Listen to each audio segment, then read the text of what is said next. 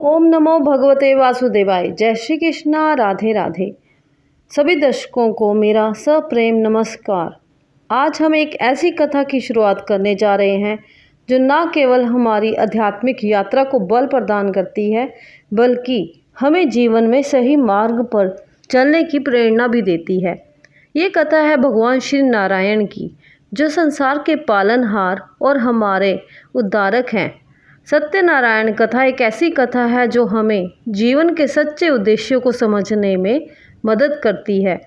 इसमें भगवान श्री नारायण की महिमा, उनके भक्तों के प्रति आशीर्वाद और जीवन में कर्तव्य पालन के महत्व की बात की जाती है। तो इस पवित्र कथा को सुनने और समझने के लिए हम सभी एक साथ बैठकर भगवान श्री नारायण के नाम का जाप करें और उनके चरणों में अपने हृदय को समर्पित करें। श्री नारायण की कथा की शुरुआत करते हुए हम प्रार्थना करते हैं कि हम सबको आशीर्वाद मिले और हमारे जीवन में सुख, शांति और समृद्धि आए। सत्यनारायण व्रत कथा का पहला अध्याय। एक समय की बात है, नैमिषारण्य तीर्थ में शौनकादि 88,000 ऋषियों ने श्री सूत जी से पूछा, हे प्रभु, इस कलयुग में वेद विद्या रहित मनुष्यों को प्रभु भक्ति किस प्रकार मिल सकती है तथा उनका उद्धार कैसे होगा? हे मुनि श्रेष्ठ, कोई ऐसा तप बताइए जिससे थोड़े समय में ही पुण्य मिले और मनवांछित फल भी मिल जाए। इस प्रकार की कथा सुनने की हम इच्छा रखते हैं।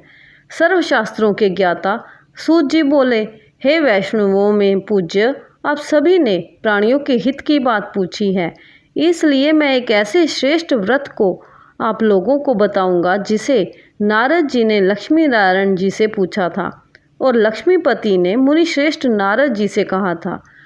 आप सब इसे ध्यान से सुनिए। एक समय की बात है, योगी राज नारद जी दूसरों के हित की इच्छा के लिए अनेकों लोकों में घूमते हुए मृत्यु लोक में आ पहुँचे। यहाँ उन्होंने अनेक योनियों में जन्मे प्राय सभी मनुष्यों को अपने कर्मों द्वारा अनेकों दुखों से पीड़ित देखा। उनका दुख देख नारद जी सोचने लगी कि कैसा यत्न किया जाए जिसके करने से निश्चित रूप से मानव के दुखों का अंत हो जाए। इसी विचार पर मनन करते हुए वह विष्णु लोक में गए।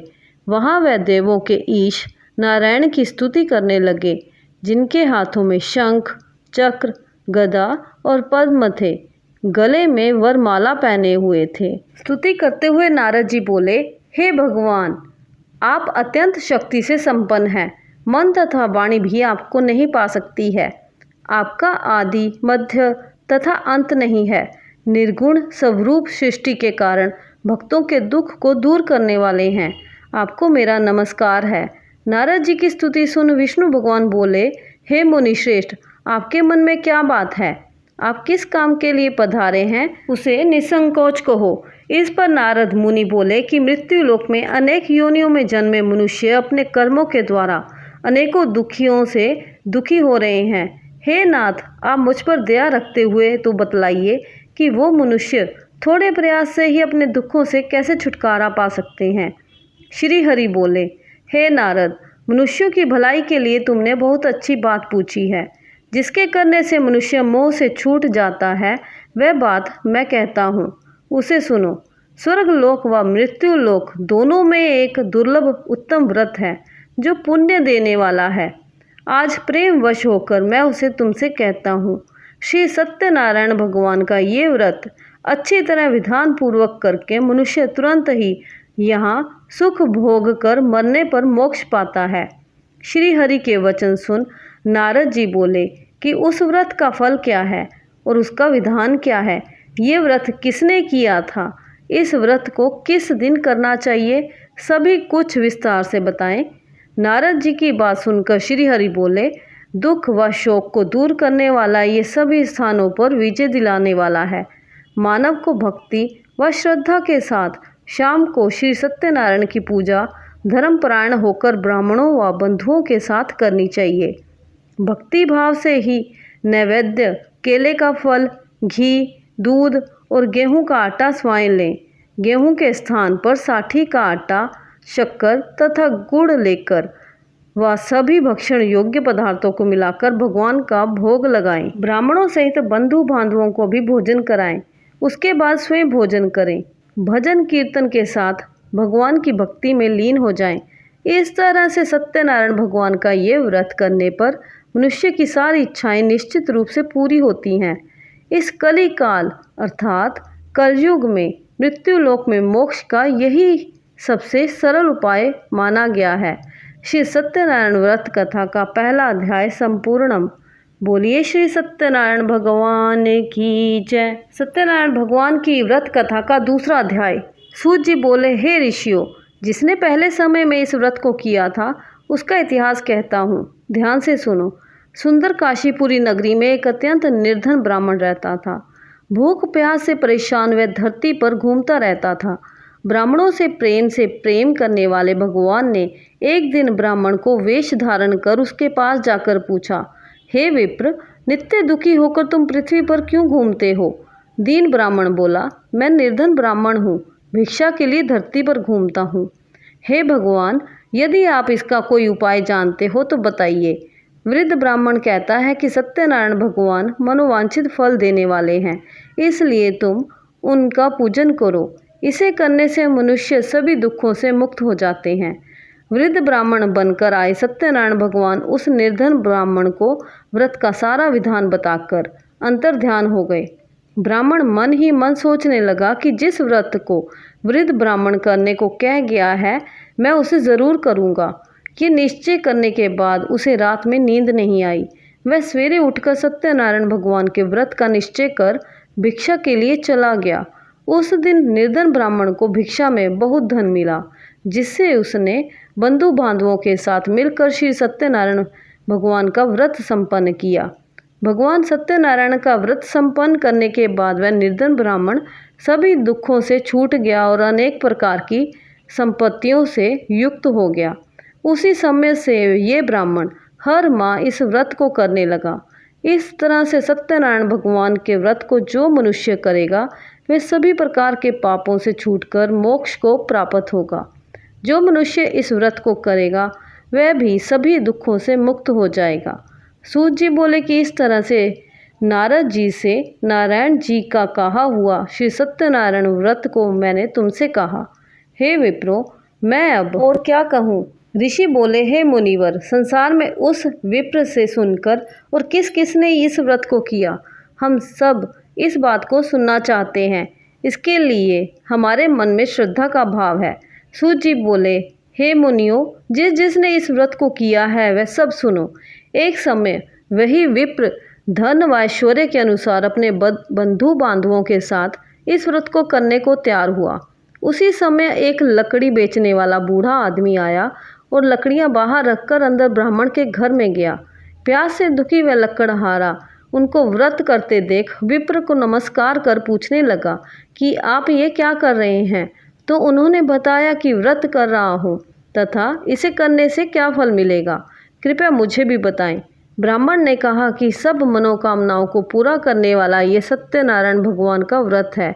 इनकी कृपा से ही मेरे घर में धन धान्य आदि की वृद्धि हुई है। विप्र से सत्यनारायण व्रत के बारे में जानकर लकड़हारा बहुत प्रसन्न हुआ। चरना अमृत लेकर व प्रसाद खाने के बाद वह अपने घर गया। लकड़हारे ने अपने मन में संकल्प किया कि आज लकड़ी बेचने से जो धन मिलेगा उसी से ही श्री सत्यनारायण भगवान का उत्तम व्रत करूँगा। मन से इस विचार को ले बूढ़ा आदमी सिर पर लकड़ियाँ रख उस नगर में बेचने गया जहाँ धनी लोग ज़्यादा रहते थे। उस नगर में उसे अपनी लकड़ियों का दाम पहले से 4 गुना अधिक मिला। बूढ़ा प्रसन्नता के साथ दाम लेकर केले, शक्कर, घी, दूध, दही और गेहूं का आटा ले और सत्यनारायण भगवान के व्रत की अन्य सामग्रियां लेकर अपने घर गया। वहां उसने अपने बंधु बांधवों को बुलाकर विधि विधान से सत्यनारायण भगवान का पूजन और व्रत किया। इस व्रत के प्रभाव से वह बूढ़ा लकड़हारा धन, पुत्र आदि से युक्त होकर संसार के समस्त सुख भोग अंतकाल में वैकुंठ धाम चला गया। श्री सत्यनारायण व्रत कथा का दूसरा अध्याय संपूर्णम। बोलिए श्री सत्यनारायण भगवान की जय। सत्यनारायण भगवान व्रत कथा का तीसरा अध्याय। सूत जी बोले, हे श्रेष्ठ मुनियों, अब आगे की कथा कहता हूँ। पहले समय में उल्का मुख नाम का एक बुद्धिमान राजा था। वह सत्यवक्ता और जितेंद्रिय था। प्रतिदिन देव स्थानों पर जाता और निर्धनों को धन देकर उनके कष्ट दूर करता था। उसकी पत्नी कमल के समान मुख वाली और सती साध्वी थी। भद्रशिला नदी के तट पर उन दोनों ने श्री सत्यनारायण भगवान का व्रत किया। उसी समय साधु नाम का एक वैश्य आया। उसके पास व्यापार करने के लिए बहुत सा धन भी था। राजा को व्रत करते देखकर वह विनय के साथ पूछने लगा, हे राजन, भक्ति भाव से पूर्ण होकर आप ये क्या कर रहे हैं? मैं सुनने की इच्छा रखता हूँ, तो आप मुझे बताएं। राजा बोला, हे साधु, अपने बंधु बांधवों के साथ पुत्रादि की प्राप्ति के लिए एक महाशक्तिमान श्री सत्यनारायण भगवान का व्रत व पूजन कर रहा हूँ। राजा के वचन सुन साधु आदर से बोला, हे राजन, मुझे इस व्रत का सारा विधान कहिए। आपके कथा अनुसार मैं भी इस व्रत को करूँगा। मेरे भी संतान नहीं है और इस व्रत को करने से निश्चित रूप से मुझे संतान की प्राप्ति होगी। राजा से व्रत का सारा विधान सुन व्यापार से निर्वृत्त हो वह अपने घर गया। साधु वैश्य ने अपनी पत्नी को संतान देने वाले इस व्रत का वर्णन कह सुनाया और कहा कि जब मेरी संतान होगी तब मैं इस व्रत को करूँगा। साधु ने इस तरह के वचन अपनी पत्नी लीलावती से कहे। एक दिन लीलावती पति के साथ आनंदित हो सांसारिक धर्म से प्रवृत्त होकर सत्यनारायण भगवान की कृपा से गर्भवती हो गई। 10वें महीने में उसके गर्भ से एक सुंदर कन्या ने जन्म लिया। दिनों दिन वह ऐसे बढ़ने लगी जैसे कि शुक्ल पक्ष का चंद्रमा बढ़ता है। माता पिता ने अपनी कन्या का नाम कलावती रखा। एक दिन लीलावती ने मीठे शब्दों में अपने पति को याद दिलाया कि आपने सत्यनारायण भगवान के जिस व्रत को करने का संकल्प किया था उसे करने का समय आ गया है। आप इस व्रत को करिए। साधु बोला कि हे प्रिय, इस व्रत को मैं उसके विवाह पर करूँगा। इस प्रकार अपनी पत्नी को आश्वासन देकर वह नगर को चला गया। कलावती पिता के घर में रह वृद्धि को प्राप्त हो गई। साधु ने एक बार नगर में अपनी कन्या को सखियों के साथ देखा तो तुरंत ही दूत को बुलाया और कहा कि मेरी कन्या के योग्य वर देख कर आओ। साधु की बात सुनकर दूत कंचन नगर में पहुंचा और वहां देखभाल कर लड़की के सुयोग्य वाणिक पुत्र को ले आया। सुयोग्य लड़के को देख साधु ने बंधु बांधवों को बुलाकर अपनी पुत्री का विवाह कर दिया। लेकिन दुर्भाग्य की बात ये कि साधु ने अभी भी श्री सत्यनारायण भगवान का व्रत नहीं किया। इस पर श्री भगवान क्रोधित हो गए और श्राप दिया कि साधु को अत्यधिक दुख मिले। अपने कार्य में कुशल साधु बनिया जमाई को लेकर समुद्र के पास स्थित होकर रत्नासारपुर नगर में गया। वहां जाकर दामाद ससुर दोनों मिलकर चंद्रकेतु राजा के नगर में व्यापार करने लगे। एक दिन भगवान सत्यनारायण की माया से एक चोर राजा का धन चुराकर भाग रहा था।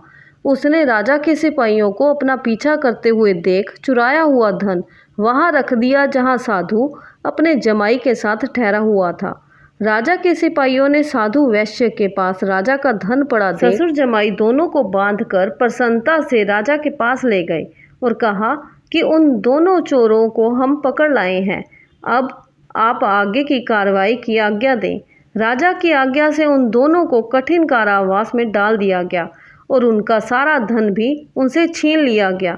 श्री सत्यनारायण भगवान से श्राप से साधु की पत्नी भी बहुत दुखी हुई। घर में जो धन रखा था उसे चोर चुरा ले गए। शारीरिक तथा मानसिक पीड़ा व भूख प्यास से अति दुखी हो अन्न की चिंता में कलावती ब्राह्मण के घर गई। वहां उसने श्री सत्यनारायण भगवान का व्रत होते देखा। फिर कथा भी सुनी। वह प्रसाद ग्रहण कर वह रात को घर वापिस आई। माता ने कलावती से पूछा कि हे पुत्री, अब तक तुम कहाँ थी? तेरे मन में क्या है? कलावती ने अपनी माता से कहा, हे माता, मैंने एक ब्राह्मण के घर में श्री सत्यनारायण भगवान का व्रत देखा है। कन्या के वचन सुन लीलावती भगवान के पूजन की तैयारी करने लगी। लीलावती ने परिवार में बंधुओं सहित सत्यनारायण भगवान का पूजन किया और उनसे वर मांगा कि मेरे पति और जमाई शीघ्र घर आ जाएं। साथ ही ये भी प्रार्थना की कि हम सब का अपराध क्षमा करें। श्री सत्यनारायण भगवान इस व्रत से संतुष्ट हो गए और राजा चंद्रकेतु को सपने में दर्शन दे कहा कि हे राजन, तुम उन दोनों वैश्यों को छोड़ दो और तुमने उनका जो धन लिया है उसे वापस कर दो। अगर ऐसा नहीं किया तो मैं तुम्हारा धन, राज्य व संतान सभी को नष्ट कर दूंगा। राजा को ये सब कहकर वे अंतर ध्यान हो गए। प्रातःकाल सभा में राजा ने अपना सपना सुनाया। फिर बोले कि वणिक पुत्रों को कैद से मुक्त कर सभा में लाओ। दोनों ने आते ही राजा को प्रणाम किया। राजा मीठी वाणी में बोला, हे महानुभावों, भाग्यवश ऐसा कठिन दुख तुम्हें प्राप्त हुआ है, लेकिन अब तुम्हें कोई भय नहीं है। ऐसा कह राजा ने उन दोनों को नए वस्त्राभूषण भी पहनाए और जितना धन उनका लिया था उससे दुगना धन वापस कर दिया। दोनों वैश्य अपने घर को चल दिए। श्री सत्यनारायण व्रत कथा का 3रा अध्याय संपूर्णम। बोलिए श्री सत्यनारायण भगवान की जय। सत्यनारायण भगवान की व्रत कथा का 4था अध्याय। सूत जी बोले, वैश्य ने मंगलाचार कर अपनी यात्रा आरंभ की और अपने नगर की ओर चल दिए। उनके थोड़ी दूर जाने पर एक दंडी वेशधारी श्री सत्यनारायण ने उनसे पूछा, हे साधु, तेरी नाव में क्या है? अभिवाणी वणिक हंसता हुआ बोला, हे दंडी, आप क्यों पूछते हो? क्या धन लेने की इच्छा है? मेरी नाव में तो बेल व पत्ते भरे हुए हैं। वैश्य के कठोर वचन सुन भगवान बोले, तुम्हारा वचन सत्य हो। दंडी ऐसे वचन कह वहाँ से दूर चले गए। कुछ दूर जाकर समुद्र के किनारे बैठ गए। दंडी के जाने के बाद साधु वैश्य ने नित्य क्रिया के पश्चात नाव को ऊंची उठते देख अचंभा माना और नाव में बेल पत्ते आदि देख वह मूर्छित हो जमीन पर गिर पड़ा। मूर्छा खुलने पर वह अत्यंत शोक में डूब गया। तब उसका दामाद बोला कि आप शोक ना मनाएं, ये दंडी का शाप है, इसलिए हमें उनकी शरण में जाना चाहिए, तभी हमारी मनोकामना पूरी होगी।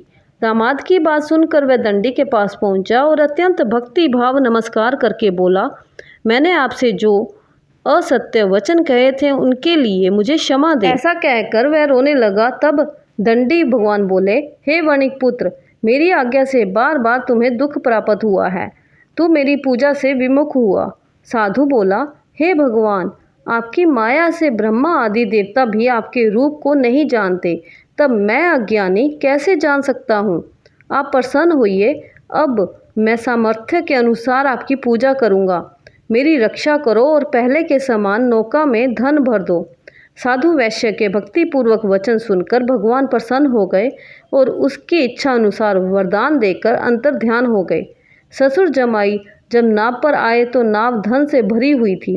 फिर वही अपने अन्य साथियों के साथ सत्यनारायण भगवान की पूजन कर अपने नगर को चल दिए। जब नगर के नज़दीक पहुँचे तो दूत को घर पर खबर करने के लिए भेज दिया। दूत साधु की पत्नी को प्रणाम कर कहता है कि मालिक अपने दामाद सहित नगर के निकट आ गए हैं। दूत की बात सुन साधु की पत्नी लीलावती ने बड़े हर्ष के साथ सत्यनारायण भगवान का पूजन कर अपनी पुत्री कलावती से कहा कि मैं अपने पति के दर्शन को जाती हूँ, तू कार्य पूर्ण कर शीघ्र आ जा। माता के ऐसे वचन सुन कलावती जल्दी से प्रसाद छोड़ अपने पति के पास चली गई। प्रसाद की अवज्ञा के कारण श्री सत्यनारायण भगवान रुष्ट हो गए और नाव सहित उसके पति को पानी में डुबो दिया। कलावती अपने पति को वहां ना पाकर रोती हुई जमीन पर गिर गई। नौका को डूबा हुआ देख व कन्या को रोता देख साधु दुखी होकर बोला कि हे प्रभु, मुझसे तथा मेरे परिवार से जो भूल हुई है उसे क्षमा करें। साधु के दीन वचन सुनकर श्री सत्यनारायण भगवान प्रसन्न हो गए और आकाशवाणी हुई, हे साधु, तेरी कन्या मेरे प्रसाद को छोड़कर आई है, इसलिए उसका पति अदृश्य हो गया है। यदि वह घर जाकर प्रसाद खाकर लौटती है तो इसे इसका पति अवश्य मिलेगा। ऐसी आकाशवाणी सुन कलावती घर पहुंचकर प्रसादी खाती है और फिर आकर अपने पति के दर्शन करती है। उसके बाद साधु अपने बंधु बांधवों सहित श्री सत्यनारायण भगवान का विधि विधान से पूजन करता है। इस लोक का सुख भोग व अंत में स्वर्ग जाता है। श्री सत्यनारायण व्रत कथा का 4था अध्याय संपूर्ण। बोलिए श्री सत्यनारायण भगवान की जय। सत्यनारायण भगवान की व्रत कथा का 5वां अध्याय। सूत जी बोले, हे ऋषियों, मैं और भी एक कथा सुनाता हूँ, उसे भी ध्यान पूर्वक सुनो। प्रजापालन में लीन तुंगध्वज नाम का एक राजा था। उसने भी भगवान का प्रसाद त्याग कर बहुत ही दुख सहन किया। ऐसा एक बार वन में जाकर वन्य पशुओं को मारकर वह बड़ के पेड़ के नीचे आया। वहाँ उसने ग्वालों की भक्ति भाव से अपने बंधुओं सहित सत्यनारायण भगवान का पूजन करते देखा। अभिमानवश राजा ने उन्हें देखकर भी पूजा स्थान में नहीं गया और ना ही उसने भगवान को नमस्कार किया। ग्वालों ने राजा को प्रसाद दिया, लेकिन उसने वह प्रसाद नहीं खाया और प्रसाद को वहीं छोड़कर अपने नगर को चला गया। जब वह नगर में पहुंचा तो वहां सब कुछ तहस नहस हुआ पाया तो वह शीघ्र ही समझ गया कि ये सब भगवान ने ही किया है। वह दोबारा ग्वालों के पास पहुंचा और विधि पूर्वक पूजा करके प्रसाद खाया तो श्री सत्यनारायण भगवान की कृपा से सब कुछ पहले जैसा हो गया। दीर्घ काल तक सुख भोगने के बाद मरणोपरांत उसे स्वर्गलोक की प्राप्ति हुई। जो मनुष्य परम दुर्लभ इस व्रत को करेगा तो भगवान सत्यनारायण की अनुकंपा से उसे धन धान्य की प्राप्ति होगी। निर्धन धनी हो जाता है और भय मुक्त हो जीवन जीता है। संतानहीन मनुष्य को संतान सुख मिलता है और सारे मनोरथ पूर्ण होने पर मानव अंतकाल में वैकुंठ धाम को जाता है। सूत जी बोले, जिन्होंने पहले इस व्रत को किया है अब उनके दूसरे जन्म की कथा कहता हूँ। वृद्ध शतानंद ब्राह्मण ने सुदामा का जन्म लेकर मोक्ष की प्राप्ति की। लक्कड़हारे ने अगले जन्म में निषाद बनकर मोक्ष प्राप्त किया। उल्का मुख नाम का राजा दशरथ होकर वैकुंठ को गए। साधु नाम के वैश्य ने मोर ध्वज बनकर अपने पुत्र को आरे से चीर कर मोक्ष पाया। महाराज तुंग ध्वज ने स्वयंभू होकर भगवान में भक्ति युक्त हो कर्म कर मोक्ष पाया। श्री सत्यनारायण व्रत कथा का 5वां अध्याय संपूर्णम। बोलिए श्री सत्यनारायण भगवान की जय। जो भी भक्त इस सत्यनारायण व्रत कथा को करता है, वह व्रत कथा को पढ़ता व सुनता है, उसकी सभी मनोकामनाएं पूर्ण होती हैं। बोलो विष्णु भगवान की जय, सत्यनारायण महाराज की जय।